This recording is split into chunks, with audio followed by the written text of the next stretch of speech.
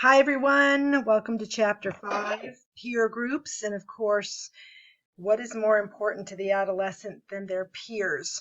Um, Adolescence is a really interesting time in the development of peer groups because what we're going to learn is that when we're going into early adolescence, we're really staying with sex segregated groups. So boys are with boys, girls with girls, etc. And then as we move through middle school, we let, a couple people from the opposite sex join our group in kind of a platonic way. And this allows us to test how we are with the opposite sex in a non threatening way, if you will. And then what we'll see as we move through adolescence, we get into more romantic dyads.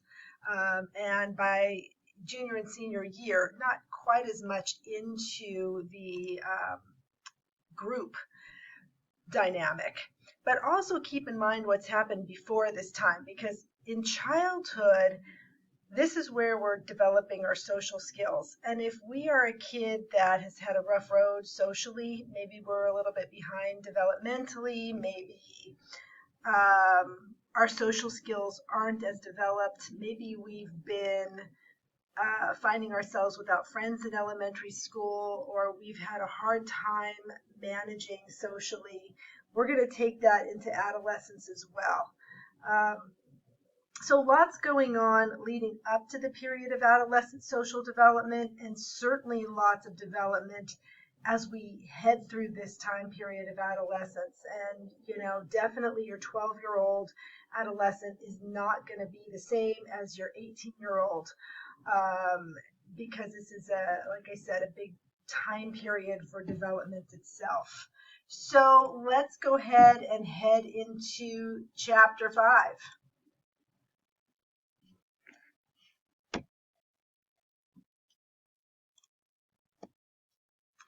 We're going to be talking about the origins of peer groups, adolescent crowds, cliques, popularity and rejection, psychosocial functioning. So, what are peer groups? They're groups of people who are roughly the same age. Modernization has led to more age segregation. So, over half of American adolescents' waking hours are spent with peers. High school students in the US and Europe spend twice as much of their time each week with peers as with parents or other adults, not even counting time in class. Time spent with peers increases steadily over the course of adolescence. In our contemporary society, peer groups who are roughly the same age are one of the most important contexts in which adolescents spend their time. 15% of waking hours are spent with adults. And we also find that adolescent mood is more positive when with friends. As the weekend approaches and adolescents anticipate spending more time with their friends, their mood takes a marked turn for the better. This is a really interesting study in the book. I hope you check this out, how peers were studied marking times with their mood and who they were with. So what we see here is that mood really starts to increase as we approach Friday. It's highest on the weekend, and then it takes a dip on Sunday, and it's a little bit lower on Monday, dipping down on Wednesday. So I don't know. Maybe that lasts into adulthood. I know for myself, I really like Friday when it comes around. But interesting study, so check that out. Educators first developed the idea of free public education with students grouped by age, a practice known as age grading, and this was in the middle of the 19th century. The development of age-graded educational institutions has made contemporary American peer groups more narrowly defined and age-segregated than in many other societies.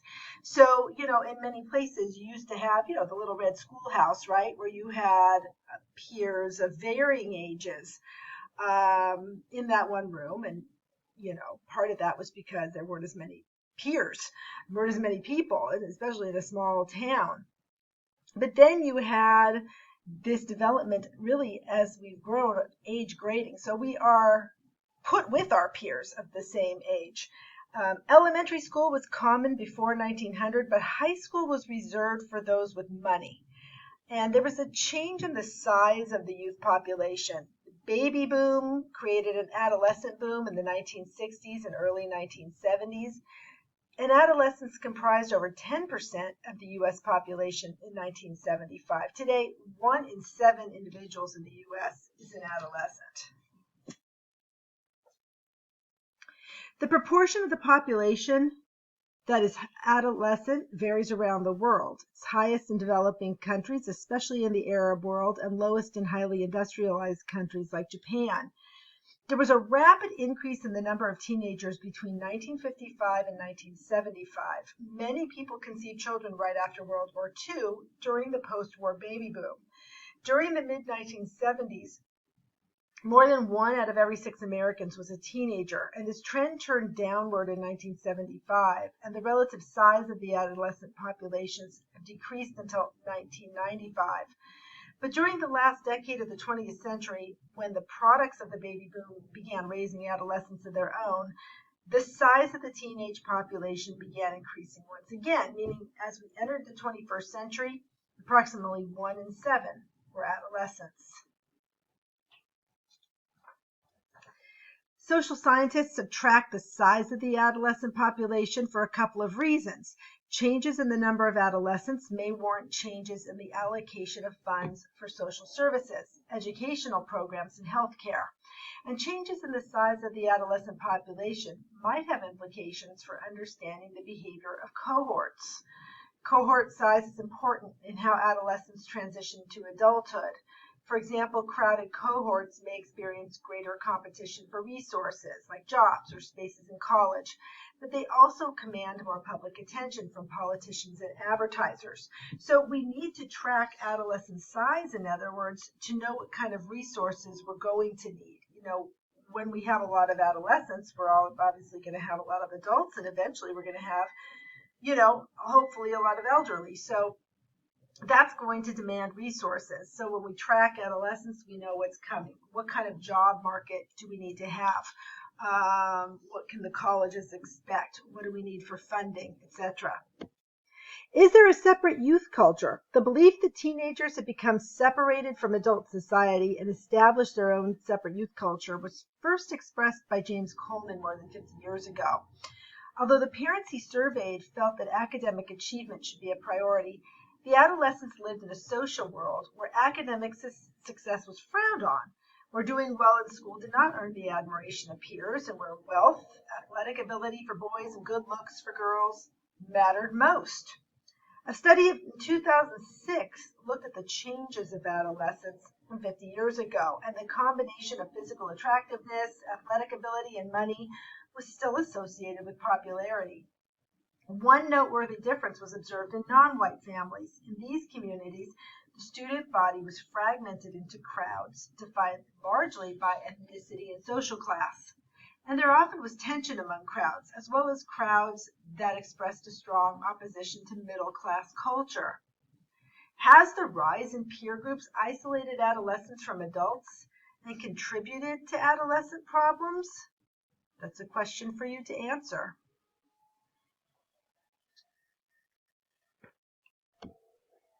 Has the youth culture harmed adolescents? Adolescents experience enormous pressure from parents, peers, and mass media. And even though society has continued to become increasingly age segregated, the rates of many adolescent problem behaviors have fluctuated considerably over the past 3 decades. But age segregation, not the true cause. Adolescents exert both positive and negative influences on each other. Age segregation has increased over the past 60 years, but so have other problems like crime, drugs, and divorce. The world is stressful, and that influences adolescents. But even when rates of age segregation have been high, there have been times when problems have decreased. So the jury's out on the effect that adolescent peer groups have on each other, because some groups are positive and encourage achievement and a clean lifestyle, and others are negative and encourage drug use, etc.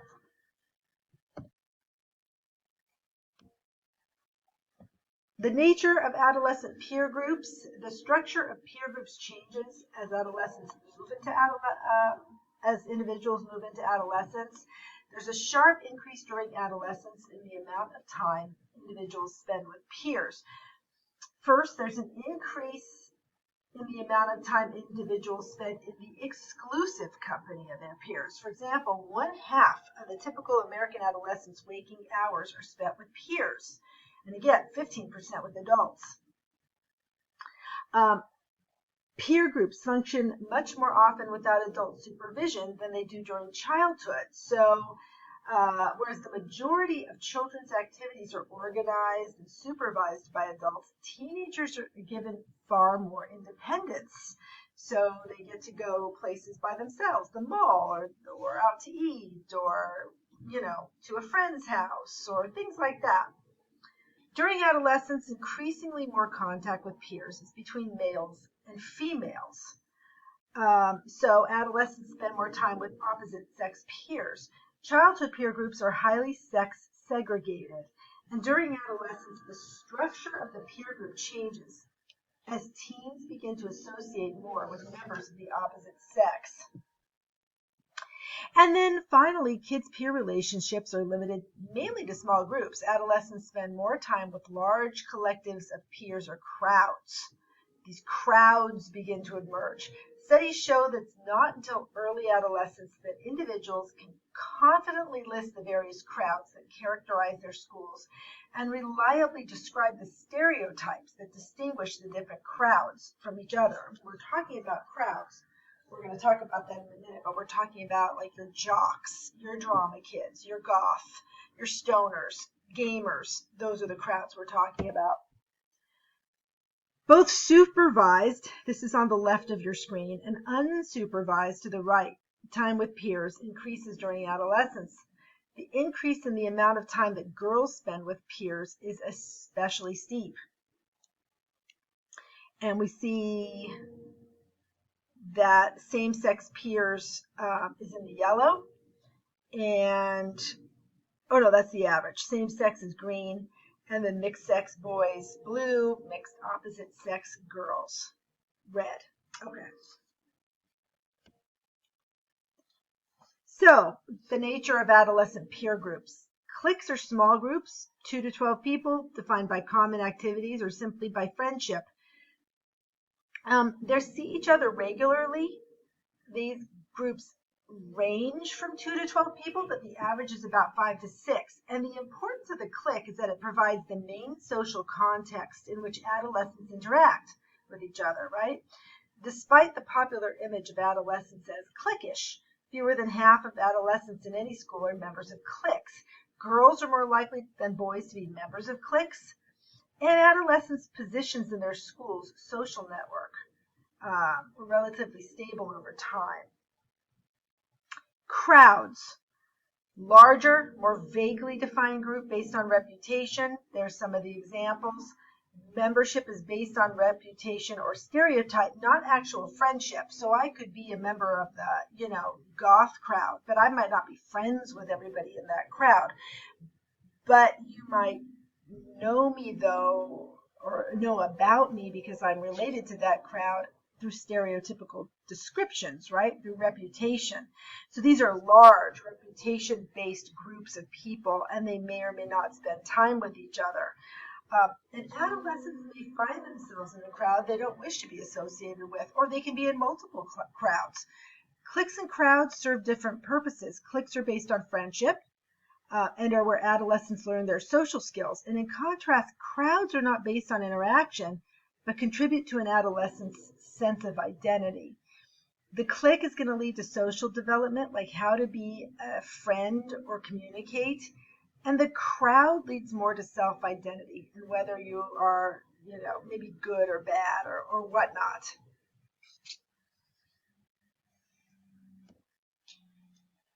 The nice thing about crowds, too, I'll say, is that you can pass from one crowd to another. So in middle school, if you didn't necessarily belong to a crowd or you belonged to one crowd, you can move to another crowd. I'll post this video for you. The structures of crowds change over time, so we get more differentiated, more permeable, meaning you can move back and forth, and less hierarchical. So cliques, which begin as same-sex groups, gradually merge to form larger mixed-sex groups. In late adolescence, these larger groups begin to break down as adolescent social ties start to revolve more around couple-based activities. This is what I was talking about in the very beginning of the lecture. As we move from same-sex crowds to opposite sex, and then finally to these couples. This pattern in which the couple becomes the focus of social activity persists into adulthood. Before things become more focused on romance, cliques may become more mixed sex based so that sexes can get to know each other without any romantic ties. Crowds, which peak in importance during the mid-adolescent years, become more differentiated.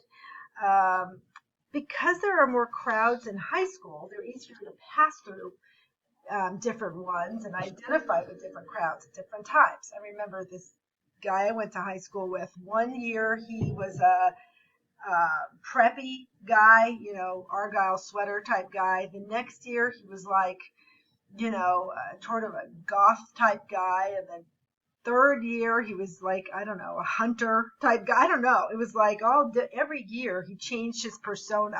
But you could do that in high school. And of course, we're searching for our identity at this point too.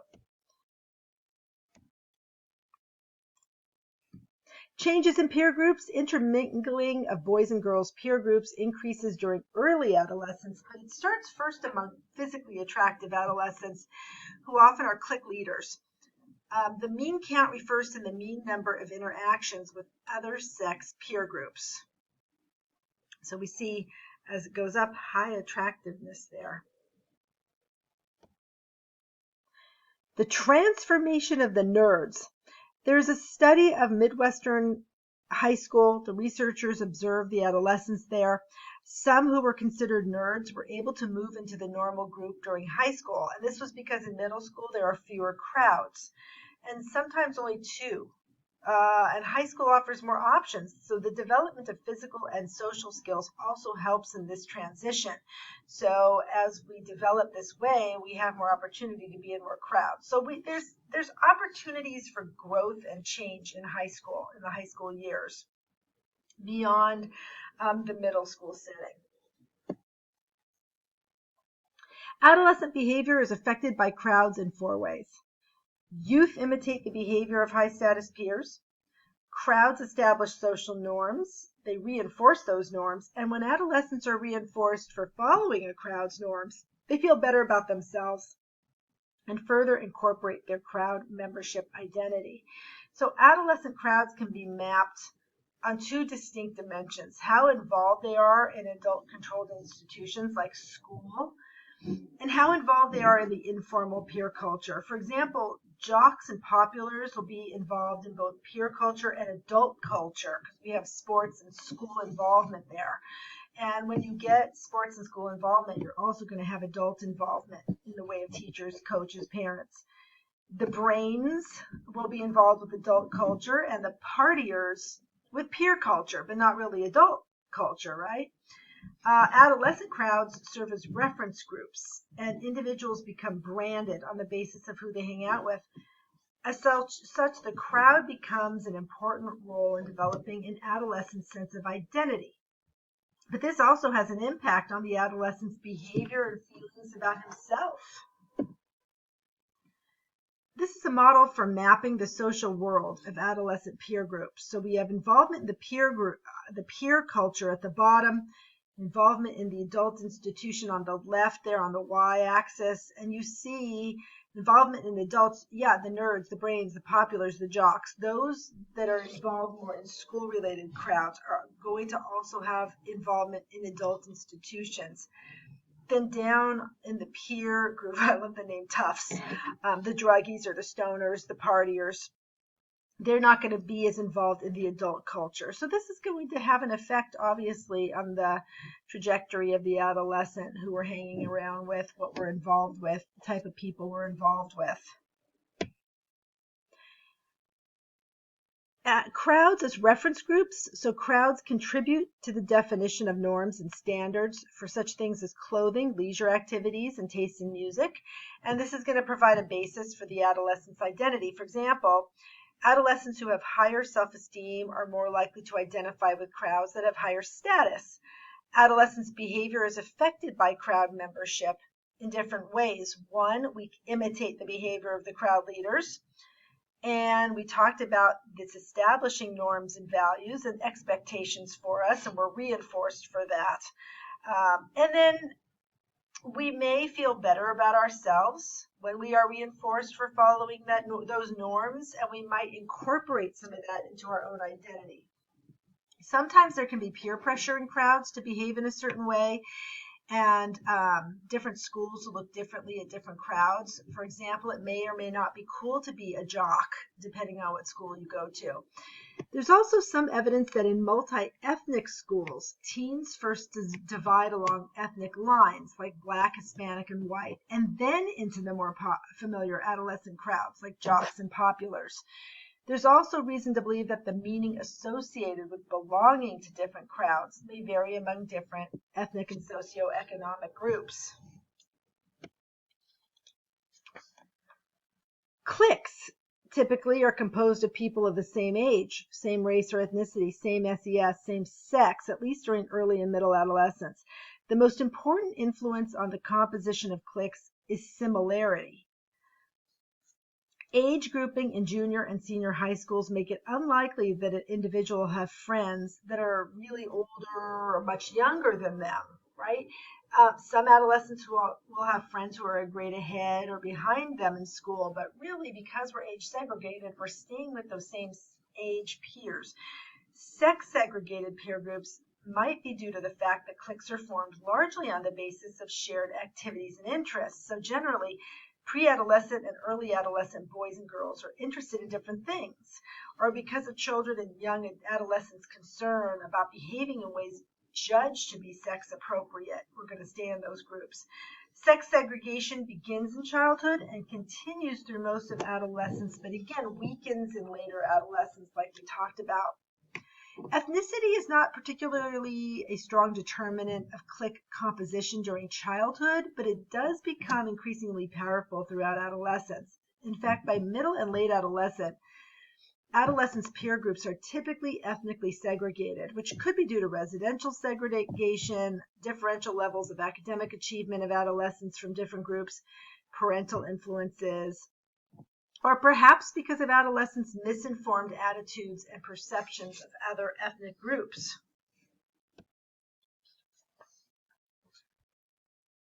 Black students report increasingly more discrimination by other students over time, whereas it declines among Latino students. And Asian American students report the highest level of peer discrimination. So ethnicity is more powerful than SES when it comes to friendships. Asians report the highest level of discrimination.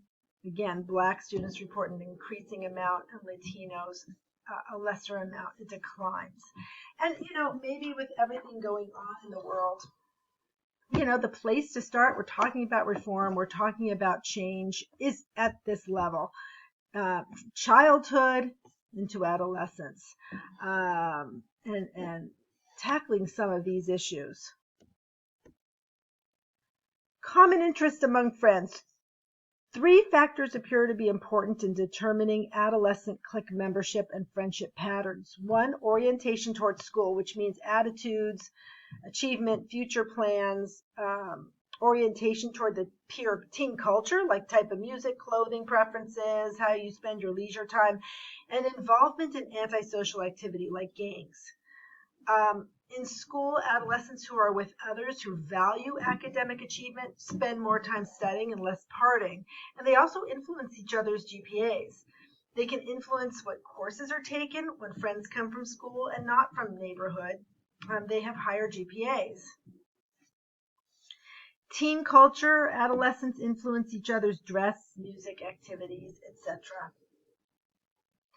This can be so important. I remember one of our really good childhood friends really basically grew up in our family with our parents, and his biological family had a lot of issues with crime, had a lot of issues just in other ways with relationships, all these kind of dramatic things happening in his family. So he spent a lot of time with our family, and it made a huge difference. It really did academically, just that having those the influence of my parents, the influence of our family, I think he would say too, really made a difference in the trajectory that he ended up being on.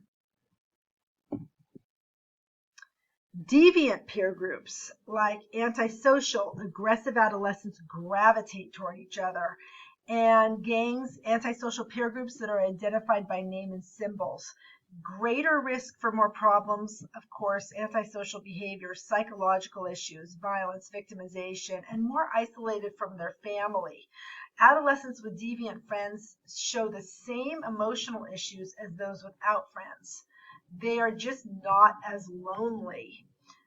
Research indicates that gangs both resemble and differ from other sorts of peer groups. Gangs, like other peer groups, are typically groups of adolescents who are similar in background and orientation, share common interests and activities, and use the group to derive a sense of identity. The processes that lead adolescents to join gangs are not the same as those that lead to membership in crews and other sorts of peer groups. Gang members tend to be more isolated from their family, to have more emotional and behavior problems, poorer self-concept than other adolescents, including those who are involved in antisocial activity but who are not gang members.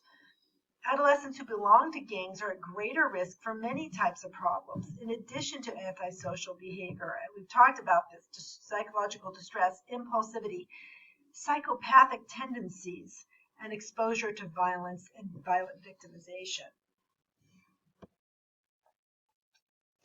The role of parents is really important, because parents are going to socialize certain traits.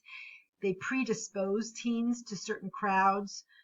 Crowds are going to reward them for the traits that led them there, and traits are strengthened. Antisocial peers reinforce antisocial traits. So when parents raise their children around hostility and force, they develop an antisocial child who fails in school and has few friendships.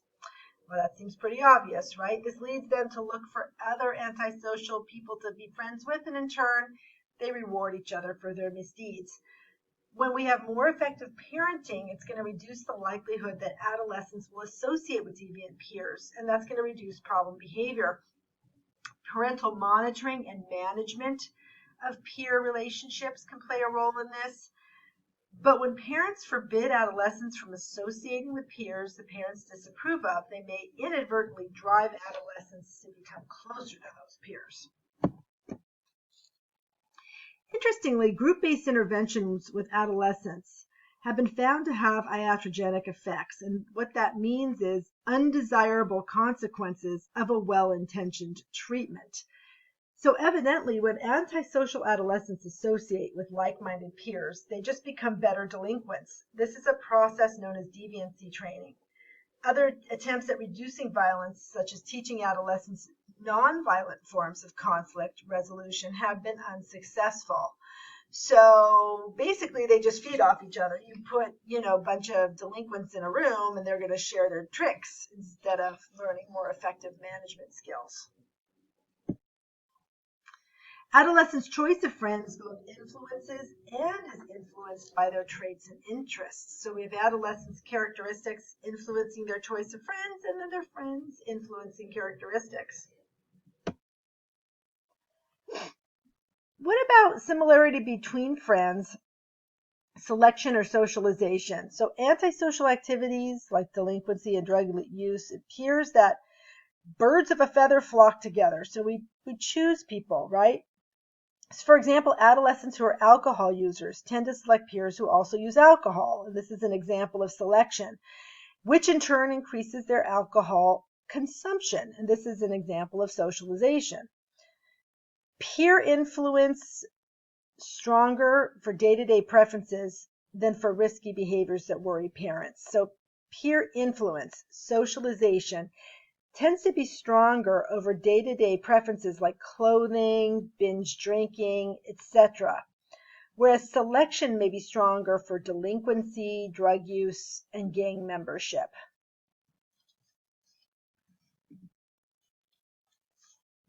How stable are friendships over time? Moderately so. More stable during the later years of high school, but the actual composition of teens' cliques may shift. Defining characteristics of the clique, however, don't. Over the course of the school year, cliques only show moderate stability, but then later on can become more stable. Interestingly, friendships tend to be more stable among same-sex friendships compared to opposite-sex friendships. Boys' friendships compared to girls, and among well-adjusted individuals compared to troubled peers. The most common causes of broken friendships are jealousy, incompatibility, violations of intimacy, and aggression. What determines popularity and rejection? Popular adolescents are more socially skilled than unpopular peers. However, a lot of variability among popular teenagers in other characteristics. So there are two forms of popularity. Sociometric popularity refers to how well liked someone is, and perceived popularity refers to how much status or prestige someone has.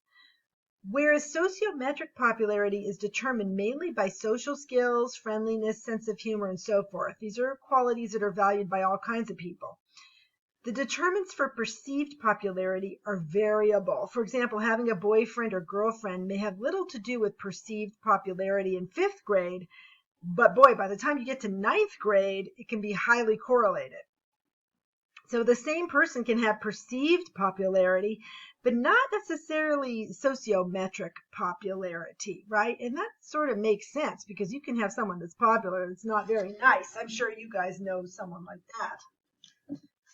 Some teenagers are popular and aggressive, both, and specifically youth who engage in instrumental aggression. So they use their aggression deliberately. They are much more popular than people that are reactive aggressive youth, whose aggression is unplanned. This is not as popular in adolescence, this reactive aggression. And people that are reactively aggressive can be a little bit scary because they're very unpredictable. They're very reactive. Sometimes those that use instrumental aggression are referred to as tough and might be seen as physically confident or competent, I should say, and of average or below average in friendliness, competence, and shyness. 3 types of unpopular adolescents here. Those who have problems controlling aggression, this is what I was saying with your reactive aggression. They fight with others, they bully others. You never know what's going to happen.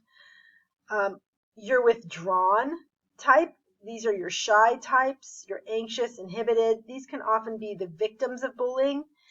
And then your aggressive and withdrawn type. These are hostile people, but nervous about initiating friendships. So the origins of peer rejection in adolescence can often be traced to earlier periods of development. And in any case, it doesn't matter what, being rejected by peers is a significant source of stress for adolescents. And when we have the combination of aggression, difficulty controlling emotions, and especially poor social skills, this can lead to peer problems. And so, these are things that don't often happen out of the blue. They are things that we see in childhood. So in elementary school, these things really need to be detected because I've worked with kids in elementary school who have some of these issues with being aggressive or reacting impulsively, and who don't have a lot of friends and whose social skills are kind of delayed. And you think, gosh, this person is 9 years old now, but in 4 years, we're going to be in trouble. We're going to have a real problem on our hands.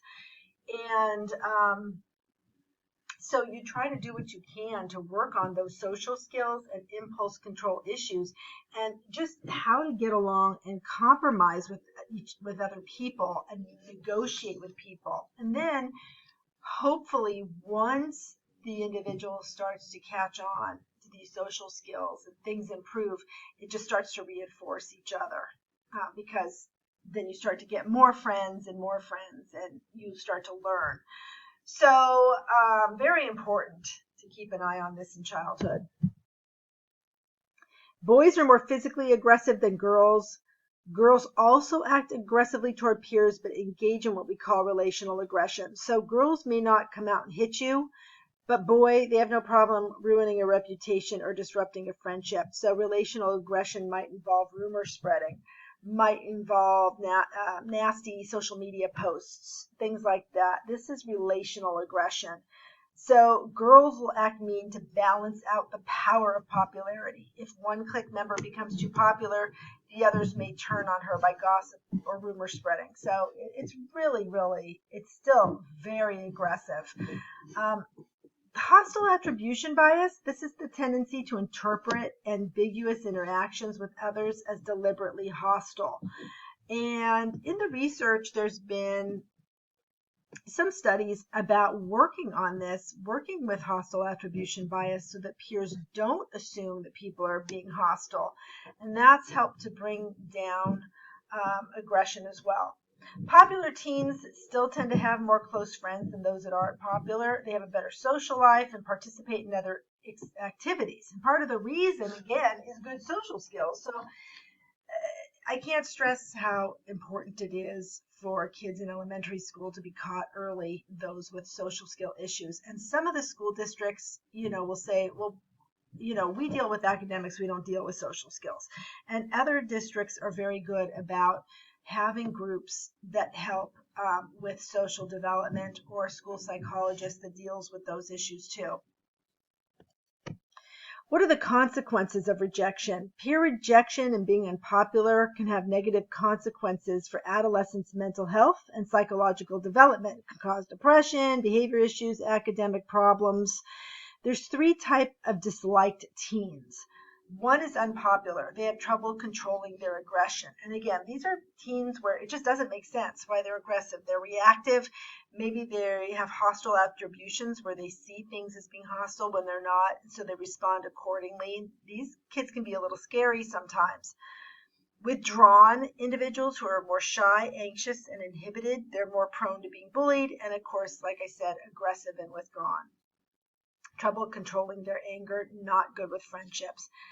And when we have these types, the aggressive withdrawn type can be at the greatest risk for conduct problems, involvement in antisocial activity, and they're at risk for low self-esteem, depression, diminished social competence. Unpopular aggressive adolescents are more likely than their peers to interpret others' behavior as hostile. So again, lots of issues here.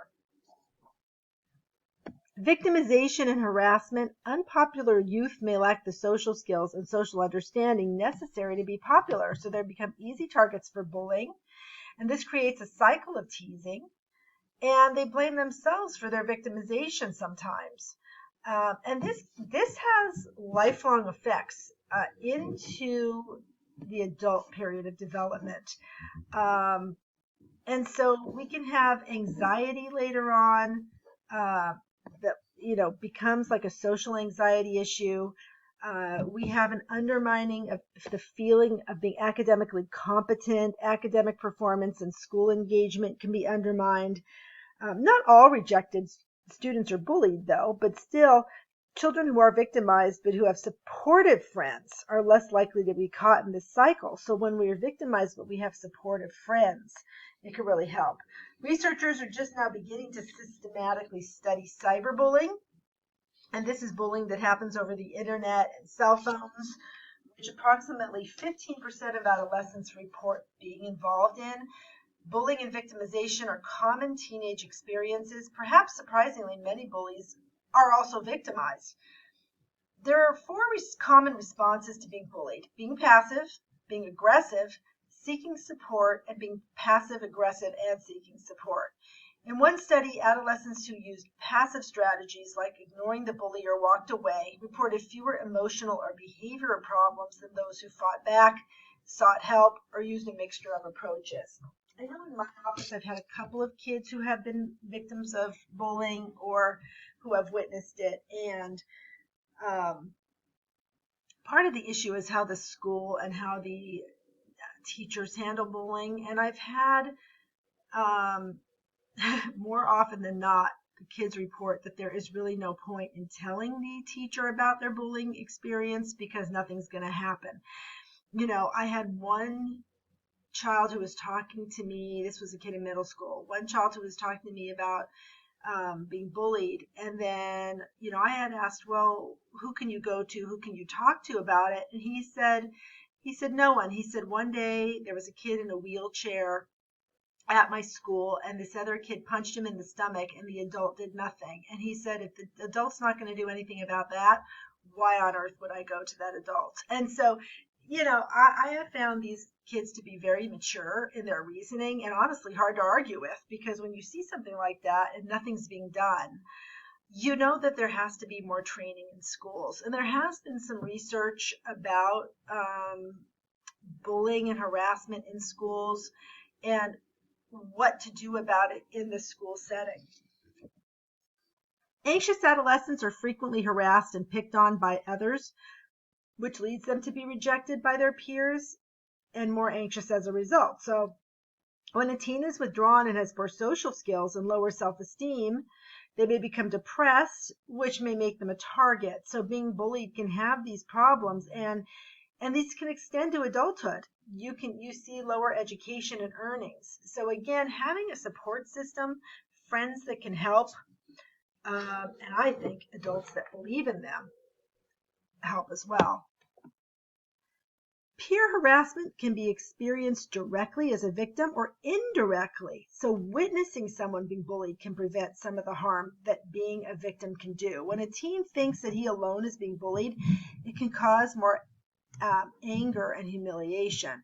So these two different experiences of directly experiencing being the victim and indirectly witnessing it can have similar and dissimilar effects. And again, there are some studies on passive bystanders and what makes them passive, and then active people that will intervene with bullying and their relationship to what has been called moral disengagement. And, lots of interesting research in those areas if you want to look that up or come talk to me about it. Adolescents who come from less affluent families are more likely to be bullied. Prevalence of bullying is higher in schools and countries with greater income inequality. For example, in Sweden, where people make similar amounts of money, there's little bullying, which differs from countries with a large SES gap. Rates of bullying vary considerably from country to country. Bullying is more prevalent in countries with greater income inequality. So there you go. You can check that out in your book. It's a little hard to see there. Cyberbullying, bullying that occurs over the internet, less common than in person. Approximately 15% of adolescents have participated in or have experienced it. Some use this type of bullying to increase their social status. They are less likely to think it's wrong.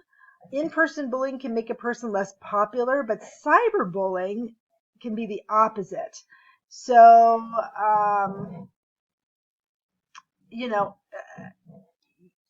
it's like that hiding behind, it's easier to say something on social media when we're anonymous.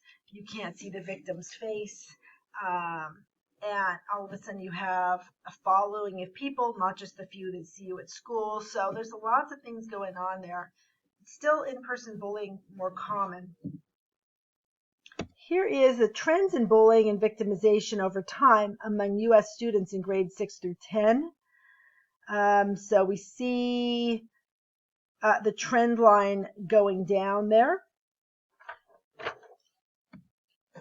Victimization in elementary school can lead to alienation, which may drive victimized students into deviant peer groups, and this then increases problem behavior.